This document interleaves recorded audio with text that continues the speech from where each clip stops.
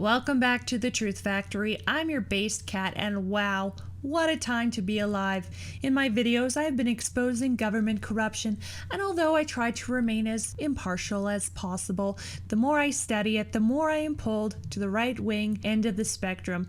And I do not want to declare that all left-wing leaders are evil, but I do want to talk about the ones who are, like crooked Hillary Clinton, a liar, a cheater, and someone who is okay with murdering people who stand in her way. Podesta, a satanic pedophile, and Debbie Wasserman Schultz, an actual insane person. You know, I always pictured the people who are in charge of the world as being evil geniuses, but the more I study these people, the more I realize that they're evil and morons.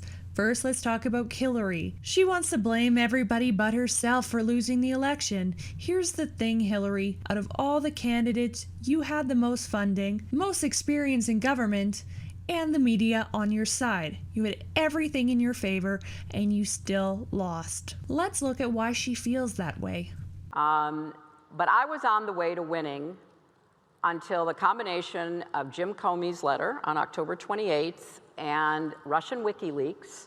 So it was the Russians. Well, if you really feel that that was true, you would have let the FBI investigate your servers, but you know that that isn't true because Seth Rich was a leaker and you had him killed. So if we debunk this Russia theory, we're one step closer to finding the truth. If you were smart, you would stop talking about Russia, because every time you do, it just raises more investigation into it, and we all know that there's no evidence to support it. However, there is a growing concerned community trying to prove that you were involved in the murder of Seth Rich, and I honestly think we're getting closer to doing that. Oh, and James Comey had something to do with you not getting elected because of your emails.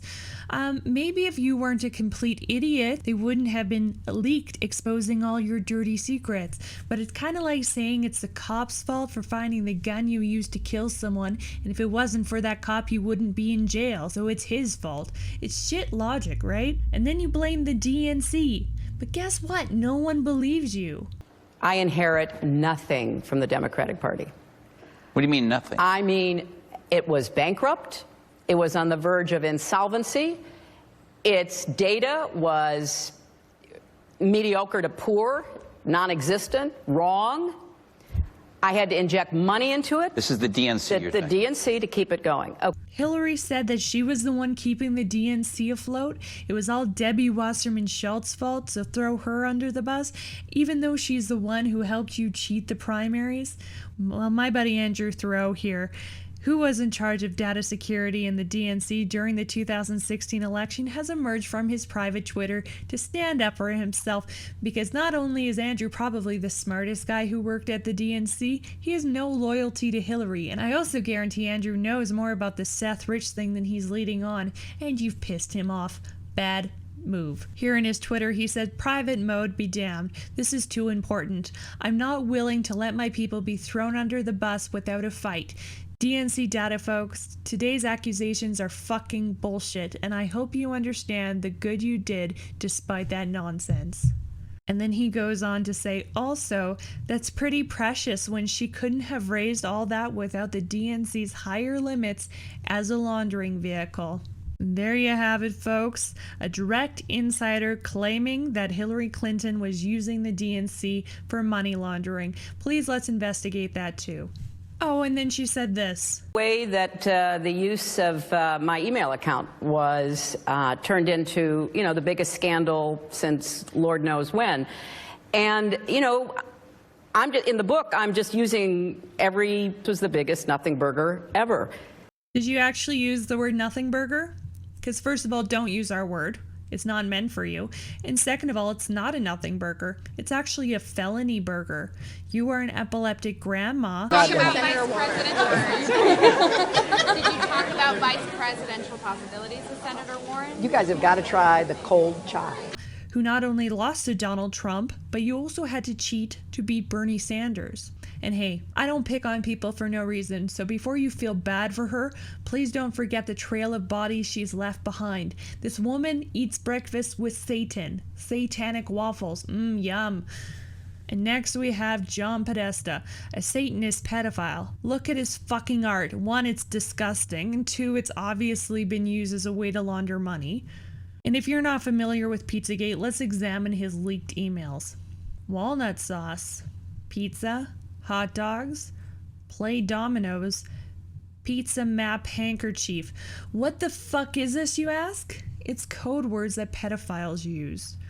Again, these people are evil, but they are not smart. Julian Assange also said that John Podesta's emails were hacked through a phishing scheme.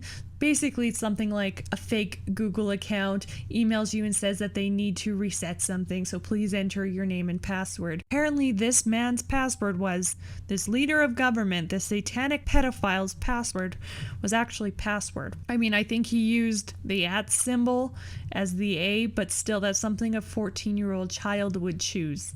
And then he reset it, and they phished him again, and his password was still fucking password.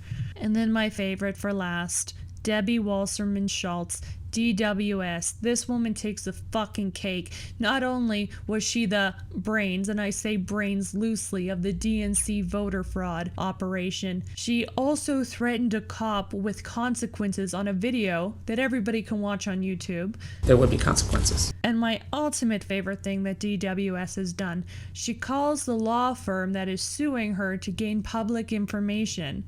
She tries to pull out this sweet James Bond genius move of using a robotic genderless voice changer. That's not suspicious at all. This robot talks to the law firm's secretary, refuses to identify herself, and then finishes the call with "okie dokie," which I can't even imagine how creepy that would sound coming from this voice changer robot shit. The best part is she didn't block her number, she didn't use a payphone, nope, and the law firm of course had caller ID. What a fucking genius. Getting that creepy ass phone call from DWS would like make my life. Okie fucking dokie.